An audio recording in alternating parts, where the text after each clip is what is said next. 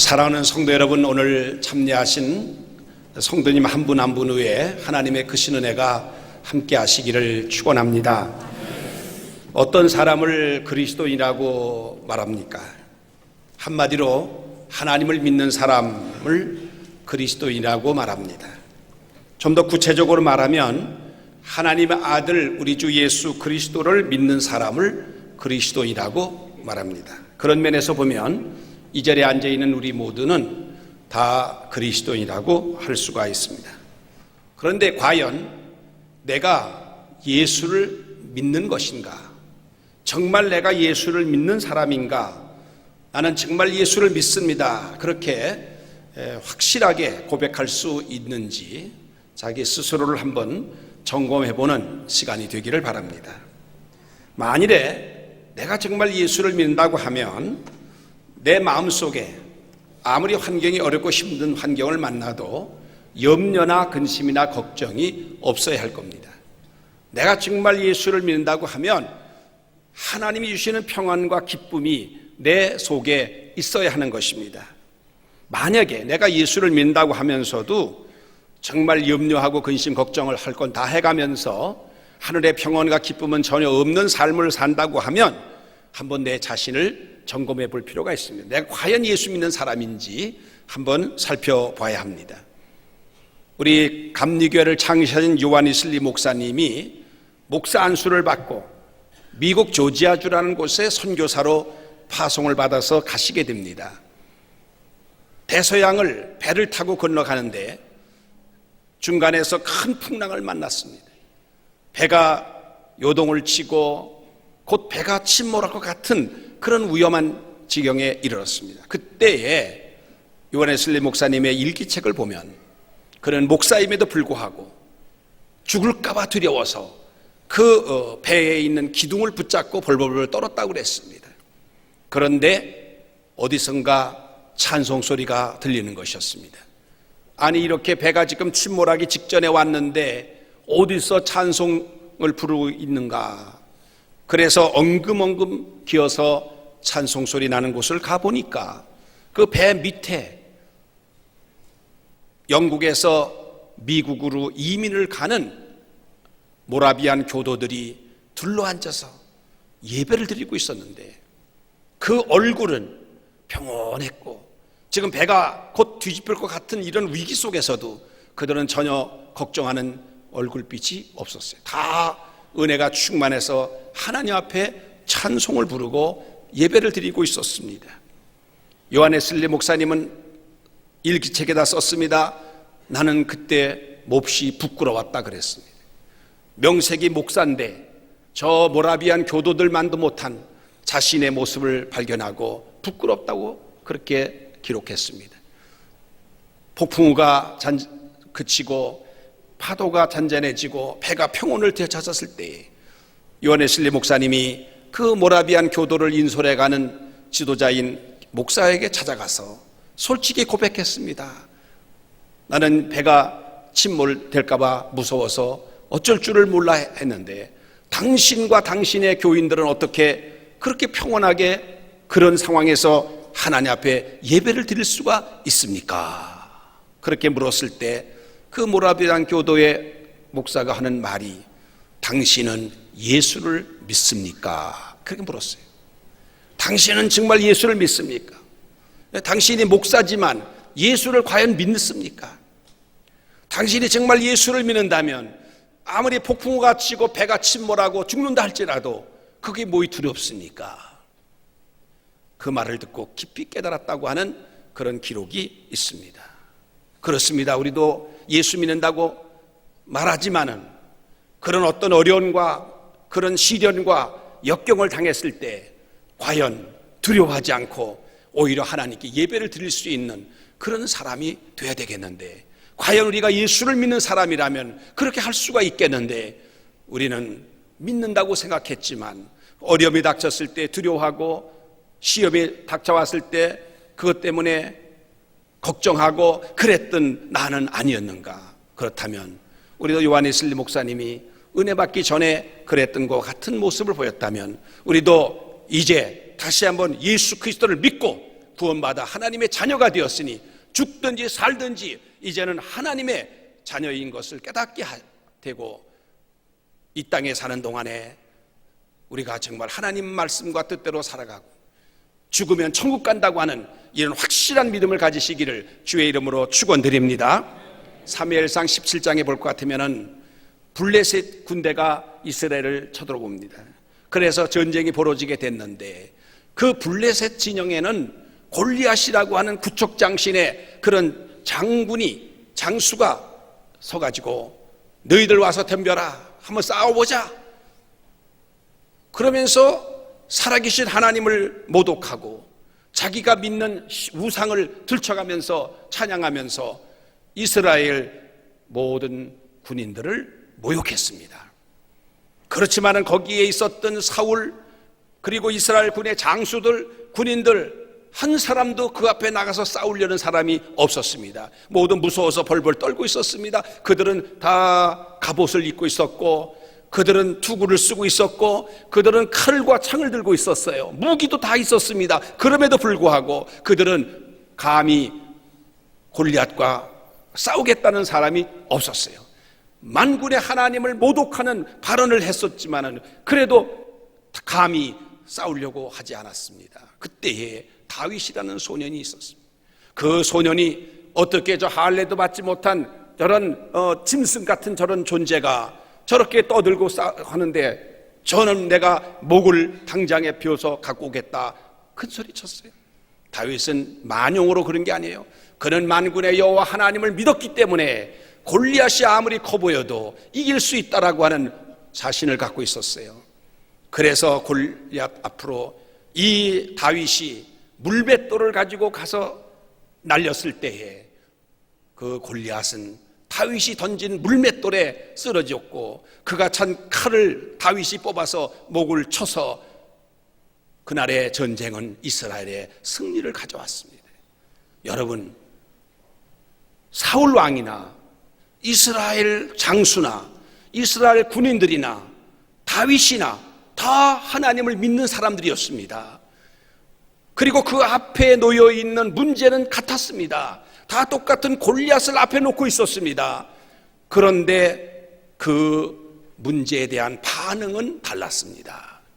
사울 왕이라든지 장수들, 이스라엘 군인들은 하나님을 믿는다고 했지만 골리앗 앞에서 그들은 벌벌벌 떨면서 무서워했고 두려워했습니다. 그러나 다윗은 어린 소년이었지만은 하나님을 믿었기 때문에 그 문제 앞에서 결코 주눅들지 않았고 두려워하지 않았고, 그는 담대하게 나가서 살아계신 하나님의 이름으로 나가서 결국 골리앗을 쓰러뜨리고 말았던 것입니다. 우리는 어떻습니까? 우리가 정말 어려운 상황에 만났을 때 우리는 사울 왕이라든지 이스라엘 장수들이라든지 또는 군인들처럼 그렇게 반응합니까? 그렇지 않으면 우리는 다윗처럼 반응합니까? 어떤 어려움이 우리 앞에 닥쳐도 우리는 만군의 하나님 여호와 하나님의 능력을 믿는다 하고 담대하게 나갈 수 있는 저와 여러분 되시기를 주의 이름으로 축원합니다. 사랑하는 성도 여러분, 우리가 하나님을 지식적으로만 알고 이론적으로만 알게 되면 이 세상을 살아가는 동안에 우리에게 닥쳐오는 염려, 근심, 두려움, 걱정, 이거 못 이겨냅니다. 지식적인 신앙, 그런 신앙만 가지고는, 이론적인 신앙만 가지고는 우리에게 고난이 닥쳤을 때 그 고난을 이길 수가 없는 거예요. 체험적인 신앙, 살아계신 하나님의 능력을 확실히 체험한 신앙을 가졌을 때에 우리는 어떤 어려움이 있어도 그 어려운 시험과 그 모든 문제를 감히 우리가 문제를 해결할 수 있는 능력 있는 사람이 되는 줄로 믿습니다. 나의 힘으로, 나의 능력으로 되지 않습니다. 오직 하나님의 성령으로 된다고 그랬어요. 성령 받고 은혜 받고 체험해야, 그래야 우리는 담대한 믿음의 사람이 된다는 사실입니다. 여러분, 욥을 보세요. 욥은요 참 믿음의 사람이었습니다. 그는 정말 매일같이 하나님 앞에 번제를 드렸습니다. 매일같이 하나님께 예배를 드렸다, 그 말입니다. 또한 그는 자기 자녀들이 만약에 잔치를 해서 먹고 마시고 나면은 혹시 그런 가운데 죄 짓지 않았을까 두려워서 하나님께 속죄 제사를 드렸습니다. 그렇게 철저하게 신앙생활을 했지만 그 욥의 신앙은 지식적인 신앙이었어요. 하나님에 대해서 이론적으로만 아는 것이지 체험의 신앙이 없었어요. 그래서 그는 갑자기 고난을 당했을 때 내가 왜 이런 고난을 당하는지 이해할 수가 없었습니다. 물론 처음에는 주신 자도 하나님이시고 가져가신 자도 하나님이시고 내가 올 땐 적신으로 왔고 돌아갈 때도 적신으로 가올지라 오직 하나님만이 찬송을 받으실 것입니다 라고 믿음으로 그렇게 반응했지만은 시간이 가면 갈수록 친구들이 와서 자꾸 너 죄 졌지, 너 그랬기 때문에 고난 당하는 거야, 뭐 그런 식으로 자꾸 얘기하고 하는 가운데서 점점점 마음이 흔들리기 시작했습니다. 내가 차라리 이 세상에 태어나지 않았더라면 좋았을 것을 하면서 자기 자신에 대해서 푸념을 하기도 했습니다. 그런데 욥기 마지막에 보니까 살아계신 하나님을 만나는 장면이 나와요. 하나님을 만나게 됩니다. 하나님과 대화를 나눕니다. 기도를 한 거란 말이에요. 그러니까 이 욥은 욥기 42장 5절에서 뭐라고 고백하냐면 내가 주께 대해서 귀로 듣기만 하였었더니, 즉 지식적인 이론적인 신앙만 가지고 있었는데 이제는 눈으로 주님을 보나이다. 체험적인 신앙이 되니까 그는 그때부터 자기를 미워했던 사람들을 위해서 기도하게 되고 자기 친구들을 위해 기도하게 되고 그리고 하나님 앞에 바로 서게 되니까 결국 모든 고난은 물러가고 욥은 전보다 갑절의 복을 받는 그런 역사가 있었다. 체험적인 신앙으로 바뀌어지니까 고난의 문제도 해결되는 정도가 아니라 갑절의 복을 받는 그런 역사가 생긴 것입니다. 우리도 마찬가지입니다. 이론적인 신앙, 그저 설교를 들어서 아는 신앙, 그런 정도가 아니라 정말 눈으로 보는 신앙, 살아계신 하나님을 체험하는 신앙, 그런 신앙으로 바뀌어지기를 주의 이름으로 축원합니다. 그렇습니다. 우리는 인격적으로 주님을 만나고 그리고 주님을 체험해야만 되는 것입니다. 그래야 정말 우리는 어떤 상황 속에서도 하나님은 살아계시고 하나님은 나와 함께 계시고 나를 인도하신다고 하는 사실을 분명히 믿게 되는 것입니다. 그리고 아무리 어렵고 힘든 일이 생긴다 할지라도 결코 그것 때문에 두려워하거나 절망하거나 낙심하지 않습니다. 하나님은 살아계시기 때문에 우리는 이 살아계시다는 믿음만 확실히 가지고 흔들리지 않으면 우리는 이 세상을 이길 수가 있습니다. 요한일서 5장 4절에 말씀했습니다. 무릇 하나님께로부터 난 자마다 세상을 이기느니라. 세상을 이기는 승리는 이것이니 우리의 믿음이라 그랬어요. 세상을 이기는 승리하는 비결은 믿음이라고 하는 말씀을 하고 있습니다. 그렇습니다. 우리가 이 세상을 살아가다가 아무리 힘들고 어려운 문제를 만난다 할지라도 우리 그리스도인들은 이길 수가 있습니다. 무엇으로 이깁니까? 믿음으로 이길 수가 있습니다. 이 세상을 살아가는데요, 사람들에게 언제나 공포는 오게 돼 있고 두려운 일들이 생기게 되어 있는 것입니다. 한때는요, 사스라고 하는 게 또 나타나가지고 우리가 얼마나 그때 어려움을 당했습니까? 그러다가 그게 또 없어지고 나니까 얼마 있다가 또 신종플루라는 게 나와가지고 또 온 세계를 온통 그냥 어렵게 만들어서, 그때 제가 외국을 갈 일이 있었는데 전부 다 공항에 가니까 사람들이 전부 다 마스크를 쓰고 그냥 그러고 일을 하는 걸 보면서 한때 우리가 지나지 않았어요. 요즘에는 메로스라고 하는 게 또 나타나가지고 우리 국민들이 지금 그것 때문에 전전긍긍합니다. 그것 때문에 공포 속에, 두려움 속에 빠져 있습니다. 사실 병 자체보다 더 무서운 게 뭐냐? 두려움이에요. 우리들이 두려워하니까 그게 더 무서운 거예요. 여러분, 두려워하지 마시기 바랍니다. 여러분, 우리는 정말 하나님을 믿는 사람이라고 하면 이런 염려, 근심, 걱정, 불안, 아무리 우리에게 파도처럼 몰아온다 할지라도 예수님을 믿는 믿음으로 이겨내야만 하는 것입니다. 여러분, 이 세상을 창조하신 하나님께서 독생자 예수님을 이 땅에 보내주신, 십자가 달 돌아가시게 하신 것은 정말 하나님 우리를 사랑하신다는 증거입니다. 우리의 죄를 위해서 죽으시고 부활하신 예수님께서 승천하신 이후에 다시 우리에게 성령을 보내주셔서 성령을 통해서 우리 안에 주님은 와 계신 것입니다. 우리 안에 성령이 거하는 전이라고 그랬어요. 우리 안에 성령이 계신 것입니다. 그래서 그 예수님이 뭐라고 약속하셨느냐? 내가 세상 끝날까지 너희와 항상 함께 있으리라 그랬어요. 이거 분명히 믿으시기 바랍니다.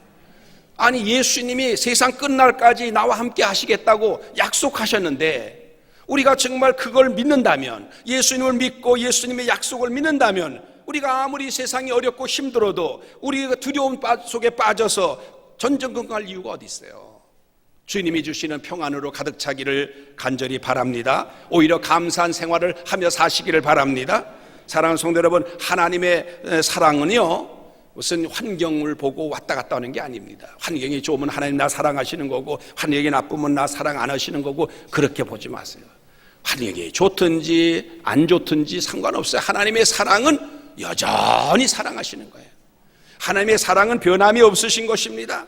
하나님은 지금도 나를 사랑하고 계십니다.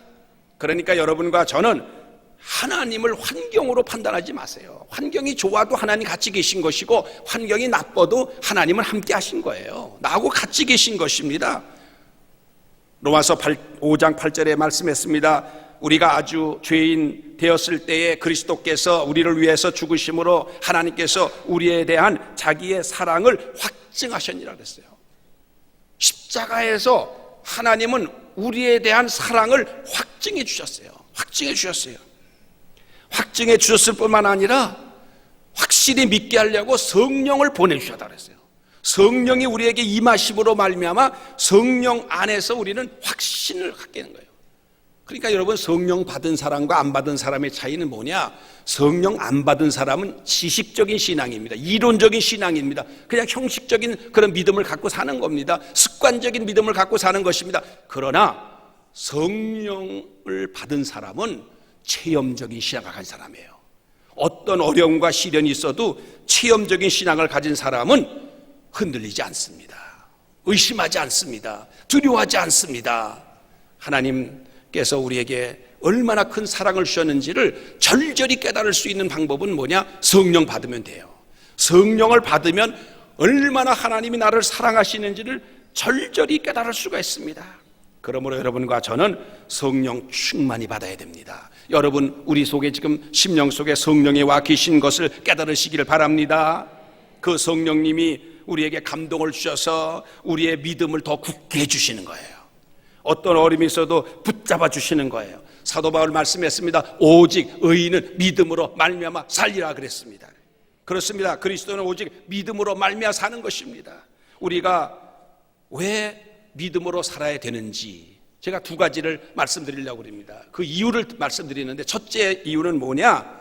우리가 믿음으로 살아야 될 이유는 뭐냐 하면, 하나님의 모든 은혜, 모든 축복은 믿음으로만 받을 수가 있기 때문에 그렇습니다. 많은 사람들이요, 그리스도인들이 예수 믿고 구원받은 것만 믿어요. 그리고 그 나머지 무슨 여러 가지 은혜라든지 축복이라든지 이런 것은 내가 노력해서 받는 것이라 생각하는 경우가 많습니다. 그러나 여러분, 하나님께 주시는 모든 은혜, 모든 축복은 다 믿음을 통해서 받는 것입니다. 여러분, 어떤 분은요, 구원에 대한 확신은 있어요. 그 믿음으로 구원받는다는 걸 알고 있어요. 그런데 내 병을 고쳐주신다는 치유에 대해서는 믿지 못해요. 사실 우리 가만히 생각해 보세요. 예수님이 우리의 영혼만 구원하시겠습니까? 예수님이 이 땅에 사시는 동안에 영혼만 구원하신 것이 아니라 육체의 병도 고쳐주셨어요. 그렇기 때문에 육체의 병도 치유해 주신다고 하는 그 믿음을 가지셔야 돼요. 어떤 분은요, 믿음이, 구원의 믿음은 있어요. 예수님이 나를 구원해 주셨다 믿는데 기도 응답에 대한 믿음이 없는 거예요. 내가 아무리 기도해도 하나님은 기도에 응답해 주지 않는다, 그렇게 생각하는 그런 분들이 있습니다. 그래서 기도는 해요. 그렇지만 믿진 않아요. 이 기도가 응답될 거란 믿음이 사실은 없이 그냥 해보는 기도를 할 때가 많이 있는데요, 여러분, 기도도 응답해 주십니다. 너희가 내 이름으로 기도하면 내가 무슨 걸 구하든지 뭘 구하든지 이루어 주겠다고 말씀하셨잖아요. 우리 주님의 그 약속의 말씀을 믿어야 되는 것입니다. 어떤 분은요, 내가 구원받은 거는 믿는데 이 땅을 세상을 사는데 승리할 거라는 것을 믿지 못할 때가 있어요. 그래서 늘 환경이 어렵고 힘들면 거기에는 이길 수 있다는 믿음이 없기 때문에 늘 거기에 두려워하고 걱정하고 근심하는 그런 경우도 있어요. 그러나 여러분, 우리 주님은요, 우리 영혼을 구원해 주시는 건 물론이고 우리가 이 땅에 사는 동안에 승리할 수 있도록 우리에게 은혜 주시고 능력 주신다는 사실을 또한 믿으시기를 바랍니다. 여러분, 저는 이 진리를 저도 깨닫지 못했을 때는 참 이 구원의 확신은 물론 있었어요. 그러나 목회 현장에서 살아계신 하나님, 역사하시는 하나님, 치유하신 하나님, 모든 것을 이루어 주시고 공급해 주시는 하나님을 확실히 믿지 못하고 목회를 한 때도 있습니다. 그래서 목회하다가 때로는 의심도 해보고 고민도 해보고 염려도 하고 두려움에 사로잡혔던 적도 있습니다. 그런 저의 모습은 겉으로 볼 때는 믿음이 있는 사람이지만 실질적으로 주님이 보실 때에는 믿음이 확실하게 있는 사람 같이 보이지만 주님이 보실 때는 부족한 게 너무 많은 거예요. 주님이 주시는 모든 이 세상에 사는 동안의 모든 은혜와 축복을 내가 정말 누리고 사는 것도 주님의 놀라우신 역사로 이루어진다는 것을 믿지 못하기 때문에 그 하나님의 역사를 제한적으로 받았을 때가 있었음을 고백합니다.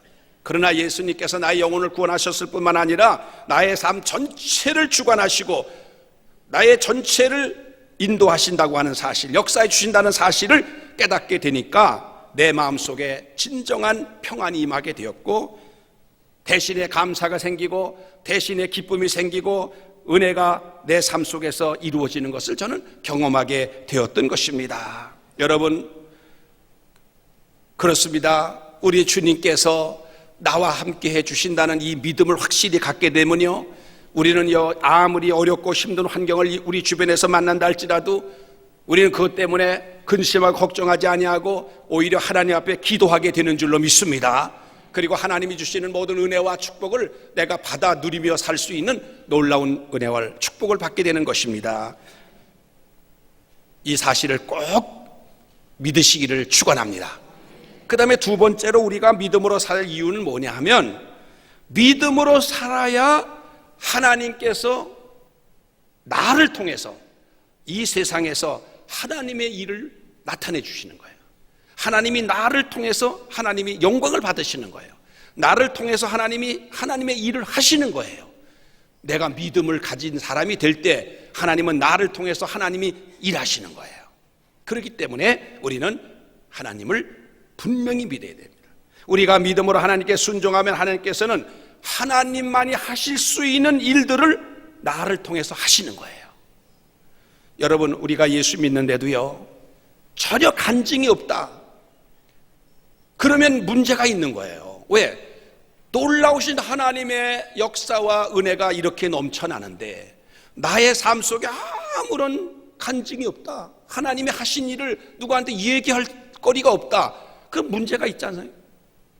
순간순간 하나님이 역사하시고 나와 함께 하시고 나를 통해 역사하신 그 일들이 분명히 있을 텐데 그게 없다면 내가 과연 믿음으로 사는 사람인지를 생각해 봐야 돼요. 분명히 내가 믿음으로 살면요, 나 때문에 나를 통해서 하나님 역사하시는 게 나타나고 그걸 다른 사람이 볼 수 있고 다른 사람에게 간증할 수가 있는 거예요.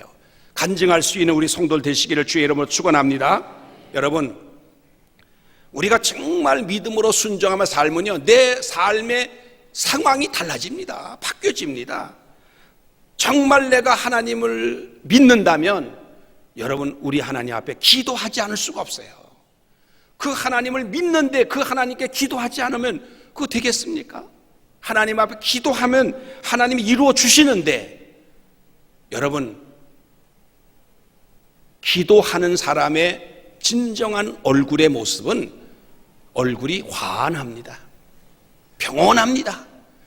그런데 아무리 기도는 많이 해요. 철야 기도를 하든 금식 기도를 하든 기도는 많이 하지만 그 기도에 대한 확신이 없어요. 응답에 대한 확신이 없으면 얼굴은 항상 어둡습니다.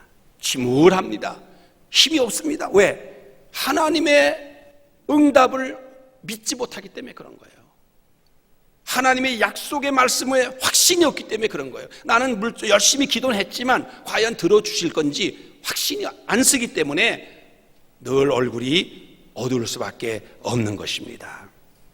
빌립보서 4장 6절부터 보면 이런 말씀이 있어요. 아무것도 염려하지 말고 다만 모든 일에 기도와 간구로 너의 구할 것을 감사함으로 아뢰라. 그리하면 모든 지각에 뛰어난 하나님의 평강이 그리스도 예수 안에서 너희의 마음과 생각을 지켜주시리라 그랬어요. 염려하지 말고 기도하는데 어떻게 감사함으로 하라는 거예요. 왜? 응답해 주시는 걸 믿기 때문에 감사함으로 하라는 거예요. 그러니까 기도하면 간절히 기도하고 보통 기도하면 모든 지각에 뛰어난 우리가 기도하는 거 다 보시고요. 우리가 뭘 원하는지 아시는 하나님의 평강이 내 마음속에 들어와서 우리의 마음과 생각을 평강으로 지켜주시겠다는 거예요. 그러니까 우리가 기도하고 응답받는 게 확실하게 믿어지면 그때부터는 달라지는 거예요. 내 얼굴빛이 달라지는 거예요. 태도가 달라지는 거예요. 한나가요, 아기가 없어요. 그런데 분린나라고 하는 그 작은 그 부인이 아기를 낳았어요. 아기를 낳은 건 좋은데 자꾸 한나를 괴롭히는 거예요. 막 격동시키는 거예요. 아기도 없는 주제에 하면서 맨날 그렇게 무시하는 거예요. 그러니까 한나는 너무너무 그게 고통스러운 거예요. 괴로운 거예요. 밥도 잘 안 먹고 울면서 하루하루를 지내는 겁니다. 그의 남편 엘가나는 그래도 한나가 사랑스럽고 그래서 그 한나를 위로해 주기도 하고 내가 여러 아들보다 더 낫지 않냐고 하면서 해줬지만 그러나 한나는 한이 맺혀 있었어요. 그래서 그는 실로로 가서 하나님 앞에 기도하는데 얼마나 탄식하고 울면서 기도하는지 나중에는 얼굴이 시뻘게 가지고 그냥 입술만 달짝달짝 할 정도까지 됐어요. 그때에 엘리 제사장이 보고 아니 여자가 대낮에 술 먹고 이런 데 와서 이러냐고 책망을 받을 정도로 오해를 받았어요. 아닙니다. 저는 술 마신 게 아니고요. 이 원통한 이 여종의 이 기도를 하나님께 토설한 겁니다. 하면 그 얘기를 쫙 들은 엘리 제사장이 딸아 평안히 가라. 내 기도가 응답되기를 바란다. 그랬어요. 그 한마디에 한나는 믿습니다. 하나님이 내 기도를 들어주신 줄로 믿습니다. 그리고요 집에 돌아가서 이제는 먹고 마시고 평온하게 그렇게 살았어요. 사무엘상 1장 18절에 이렇게 말했어요. 한나가 가서 먹고 얼굴에 다시는 근심빛이 없더라 그랬어요. 다시는 근심빛이 없어요. 한나는요 아직은 애기 없어요. 그러나 내 기도 하나님 들어주시기를 믿고 감사하고 믿고 하나님을 찬양하고 그렇게 살았다 그 말이에요. 하나님이 나한테 그런 확신을 주셨기 때문에 믿음을 가졌기 때문에 한나는 두려워하지 않았어요. 걱정하지 않았어요. 이제는 오히려 얼굴빛이 근심빛이 다 사라지고 오히려 감사하고 하나님께 영광 돌리는 그런 삶을 살았더니 어떻게 됐어요? 하나님이 아기를 주셨어요. 그것도 보통 아기가 아니라 사무엘 같은 훌륭한 아들을 줬어요. 그 아들은요 이스라엘의 영적으로 정치적으로 굉장히 중요한 큰 인물이었어요. 그런 인물을 주셨어요. 한나는 하나님께 약속한 대로 그 아들을 하나님께 바치고 나니까 하나님께서 한나에게 아들 셋과 딸 둘을 더 주셨다 그랬어요. 이게 하나님이 하시는 일입니다. 이렇게 믿음으로 가게 되면 하나님이 역사하시는 거예요. 누가 봐도 아기도 못 낳았던 한나가 사무엘을 낳았을 뿐만 아니라 3남 2녀를 또 낳았잖아요. 하나님이 이렇게 역사하시는 거예요. 한나를 통해서 이렇게 역사하시는. 그래서 우리가 믿음이 필요한 거예요. 믿는 사람에게는 이런 역사가 지금도 일어난다는 사실을 꼭 기억하시기를 바랍니다. 여러분 믿음 가지세요. 이왕 가지면 큰 믿음 가지시기 바랍니다. 믿음을 가져야 믿어야 하나님을 기쁘시게 할 수가 있습니다.